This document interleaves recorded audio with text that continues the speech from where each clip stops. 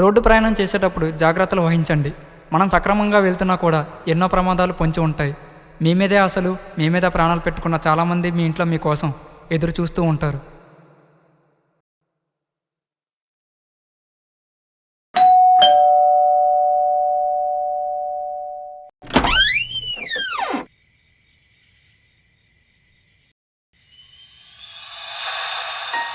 ఏంటి sir sudden గా చెప్పకుండా ఇలా వచ్చారు?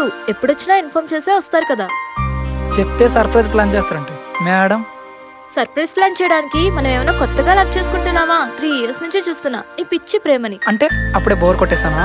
బోర్ కొట్టడం కాదు, ఇంకాసేపు ఉంటే గుర్కా వాడు కొడతాడు. ఎవరిని? నిన్న? కాదు, తమన్ని. డైరెక్ట్ గా లోపలికి రమ్మని చెప్పొచ్చుగా. చెప్పకపోయినా వస్తారుగా. అమ్మ బాబు, ఏంట్రా సడన్ గా ఇలా చెప్పకుండా వచ్చేసావు? చెప్తే నువ్వు నా దగ్గర రాలే కదా, అందుకే నేనే వచ్చేసా. ఏంట్రా ఈరోజు కొత్త కొత్తగా మాట్లాడుతున్నావు? ఏం లేదే, బాగా ఆకలేస్తుంది. ఏమైనా చేసి పెడతావా? తింటాను.